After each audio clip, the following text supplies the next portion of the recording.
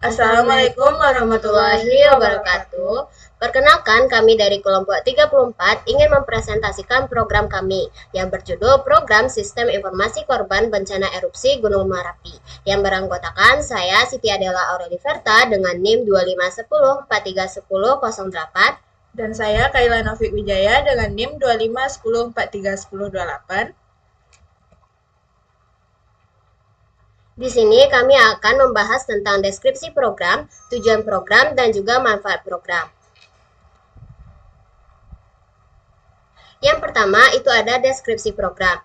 Sistem Informasi Korban Bencana Erupsi Gunung Merapi adalah program berbasis algoritma dan pemrograman menggunakan fungsi, array, dictionary, dan juga file text yang dirancang untuk mengelola data pendaki secara cepat dan terorganisir. Program ini menyimpan informasi lengkap korban mulai dari identitas, kontak keluarga, hingga catatan tim SAR yang dapat diperbarui secara real time. Dilengkapi dengan 6 menu utama, yaitu tambah, tampilkan, cari via nick, update status selamat atau hilang atau meninggal, statistik, dan simpan ke file teks, serta fitur visual berupa animasi loading dan simulasi erupsi. Sistem ini diharapkan dapat meningkatkan efektivitas proses pencarian, evakuasi, dan identifikasi korban di lapangan. Selanjutnya ada tujuan program. Yang pertama yaitu pendataan secara terstruktur, di mana mempermudah pendataan pendaki yang terdampak bencana secara terstruktur dan terorganisir. Yang kedua, penyimpanan informasi penting, di mana menyimpan identitas, lokasi terakhir terlihat, dan status keselamatan korban. Yang ketiga, akses cepat tim SAR, membantu petugas dan tim SAR memperoleh data korban dengan cepat dan akurat. Yang keempat, pencarian via NIK, mempermudah pencarian data pendaki berdasarkan nomor induk kependudukan. Selanjutnya, pembaruan real time, memudahkan update informasi korban sesuai perkembangan evakuasi di lapangan. Selanjutnya ada statistik keselamatan yang menyajikan statistik jumlah korban berdasarkan status selamat, hilang, dan meninggal dunia. Lalu ada arsip file permanen, di mana ini menyimpan data korban ke dalam file teks untuk kebutuhan arsip dan laporan. Lalu penerapan konsep algoritma dan pemrograman, di mana ini mengimplementasikan pengkondisian, perulangan, fungsi, array, dictionary, file text, dan animasi. Lalu selanjutnya yaitu efisiensi sistem, memuat pengelolaan data korban bencana menjadi lebih efektif, efisien, dan mudah dilakukan. Pembahasan selanjutnya adalah manfaat program. Yang pertama ada pendataan teratur, membantu petugas mencatat dan mengelola data pendaki terdampak secara sistematis. Lalu yang kedua ada pencarian cepat, di mana ini mempermudah pencarian data pendaki yang tersimpan agar informasi korban diperoleh lebih cepat. Yang ketiga yaitu dukungan evakuasi, memanfaatkan data lokasi terakhir, kelompok, dan status korban untuk pertimbangan tim SAR. Yang keempat, ada keamanan data, menyimpan data korban ke dalam file teks untuk mengurangi risiko kehilangan data. Yang kelima, pembaruan fleksibel, memudahkan update status dan informasi korban sesuai perkembangan real time di lapangan. Yang keenam, ada sajian statistik, di mana ini menampilkan jumlah korban secara spesifik berdasarkan kategori selamat, hilang, dan meninggal. Yang ketujuh, memudahkan laporan, menyediakan arsip data yang siap digunakan sebagai bahan laporan penanganan bencana. Yang kedelapan, ada efisiensi kerja.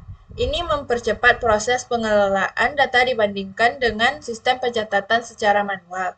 Yang terakhir, ada penerapan materi algoritma dan pemrograman, menjadi sarana implementasi konsep pengkondisian, perulangan, array, fungsi, dictionary, file text, dan animasi. Selanjutnya, kami akan menjalankan demo program kami. Selanjutnya, kami akan langsung saja mendemokan program kami. Nah, pada bagian awal ini akan terlihat animasi sebagai berikut. Nah, pada animasi tersebut kami menggunakan import libraries yang terbagi menjadi 3 bagian, yaitu import OS yang digunakan untuk membersihkan layar terminal agar aplikasi terlihat rapi. Import time yang digunakan untuk memberikan jeda waktu agar efek animasi loading lebih terstruktur. Selanjutnya yaitu from term color import, cheprint, dan colored yang digunakan untuk mewarnai teks dan latar belakangnya agar tampilan pada terminal tadi lebih menarik. Selanjutnya yaitu ada fungsi header yang digunakan untuk menampilkan judul aplikasi dan status posko darurat. Selanjutnya menggunakan fungsi loading awal, di mana digunakan untuk simulasi koneksi data ke sistem. Nah, for i in range 0,101,10 merupakan perulangan kelipatan 10 dari 0 sampai 100 sebagai persentase progres loading bar tadi.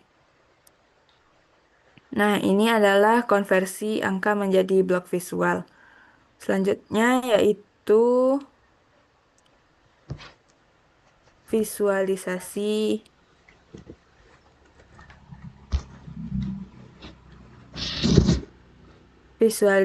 ASCII art yang digunakan untuk menampilkan gambar Gunung Merapi dari karakter teks ASCII dan status radius bahaya 0,5 km.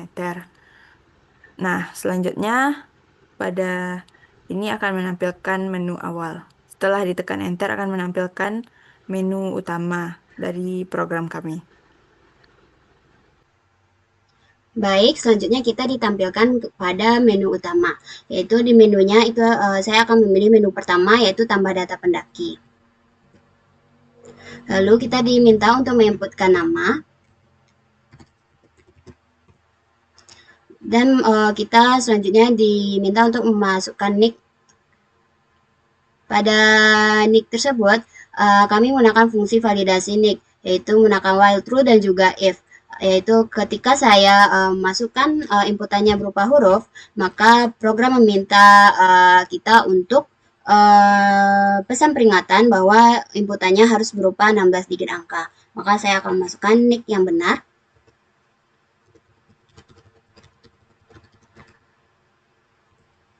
Lalu di jenis kelamin,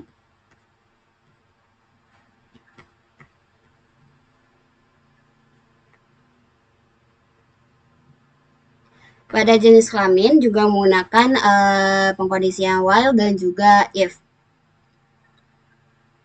Ketika dimasukkan inputannya berupa huruf, maka program memberikan pesan peringatan bahwa masukan input harus berupa angka.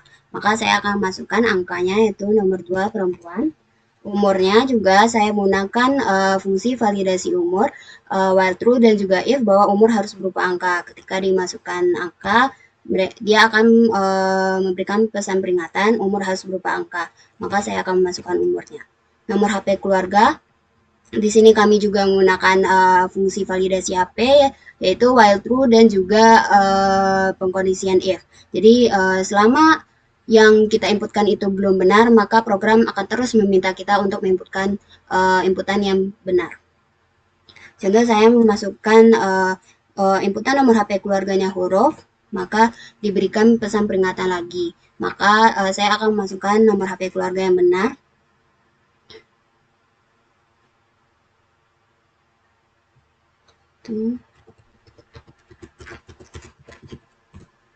Alamatnya,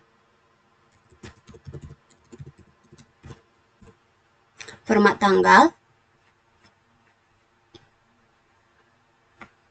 Pada format tanggal dan juga dan ini tuh juga sama dengan validasi umur nick yang tadi. Begitu kami menggunakan while true dan juga pengkondisian selama pengkondisiannya selama inputannya kita tidak memasukkan dia angka, harinya bukan angka, bulannya bukan angka, dan tahunnya bukan angka, dan juga tidak sesuai dengan format, maka program akan meminta kita untuk menginput yang benar sesuai format. Misal saya akan memasukkan seperti ini. Kita akan diberi pesan peringatan. Soalnya saya akan menginputkan yang benarnya. Sama dengan sama dengan tanggal. Jam juga kami menggunakan while true dan juga if. Ketika diinputkan yang salah, maka kita akan diberikan pesan peringatan. Maka saya akan menginputkan format yang benar. Lalu kelompok pendakian. Lalu selanjutnya ada status korban.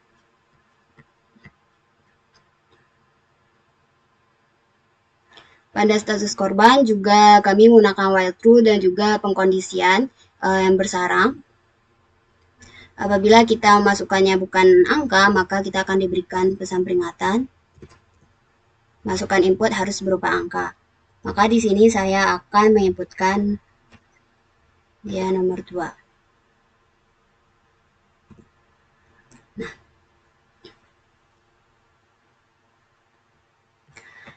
pada status hilang, lokasi otomatis diatur ke belum ditemukan. Di sini kami menggunakan pengkondisian, yaitu ketika statusnya hilang, maka lokasi otomatis dibuat belum ditemukan, sehingga status hilangnya itu diatur ke dalam belum ditemukan. Tetapi jika kita menginputnya selamat atau meninggal, maka kita disuruh program untuk menginputkan masukan lokasi ditemukannya. Nah, itu lanjut ke masukkan catatan SAR-nya.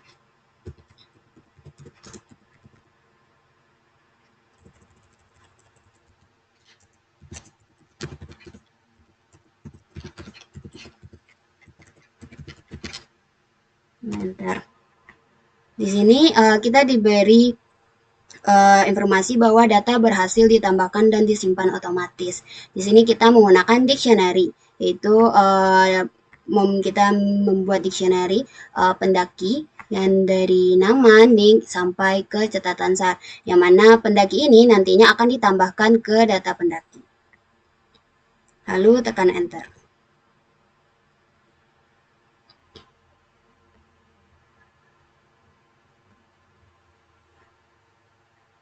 Selanjutnya, saya akan memilih menu nomor 2, yaitu cari dan tampilkan data pendaki. Di sini, ketika data korban belum ada, maka kita akan diberikan pesan bahwa belum ada data pendaki yang tersimpan. Di sini menggunakan pengkondisian if.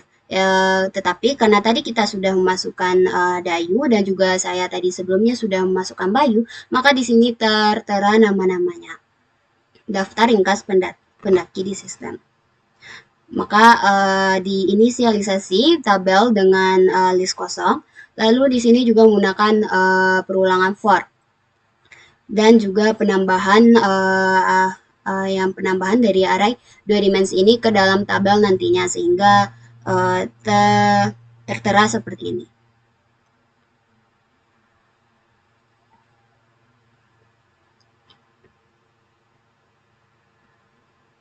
Jadi ketika kita ingin memasukkan nick untuk melihat detail spesifik, ketika nick-nya sama dengan nick yang dicari, maka program akan menampilkan data detail ditemukan. Tetapi jika tidak, maka program akan memberikan pesan bahwa nick yang dicari itu tidak ada.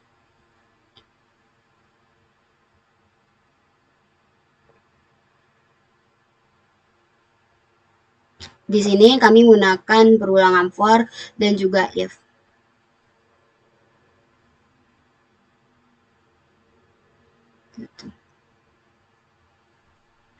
Oke, baik, di sini saya akan memasukkan saya ingin melihat detail spesifik dari Bayu. Saya akan memasukkan nick dari Bayu.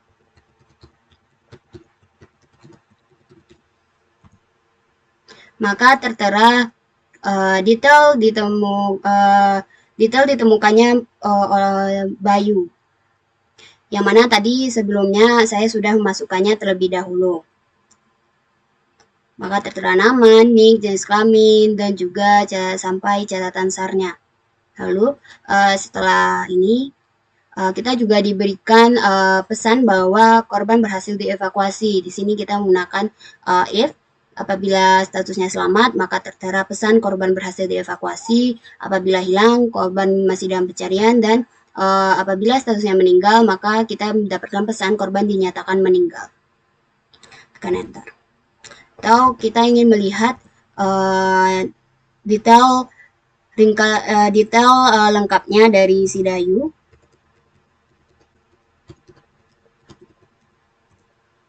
Nah, maka tertera yang sudah kita buat tadi, yang mana ini semua bakal kesimpan di file teksnya data korban di sini.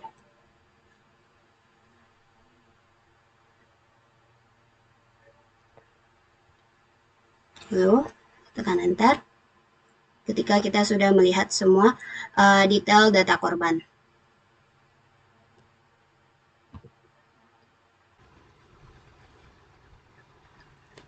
Selanjutnya adalah menu ketiga, yaitu untuk update status korban, di mana digunakan untuk memperbarui status korban yang sudah tersimpan sebelumnya. Pertama,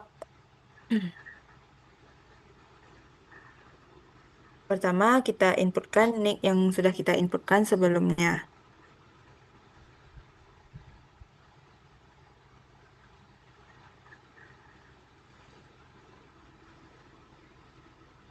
Nah, pada output ini dia menampilkan status lama yaitu hilang, catatan namanya masih dalam pencarian. Nah, selanjutnya kita inputkan status barunya yaitu selamat. Dan lokasi terbarunya ditemukan